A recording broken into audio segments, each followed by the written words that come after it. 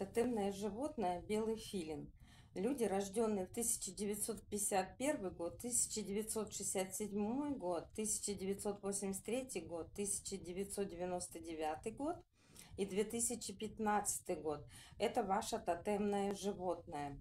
Если в вашем роду были гадалки или знахари, это не случайно. Филин наделяет людей этими знаниями.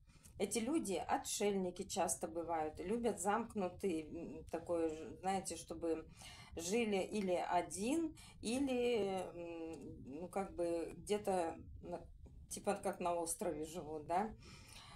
Также они отшельники, замкнутые. И совет вам: помогайте людям. Это ваша вот энергия по белому филину и предназначение.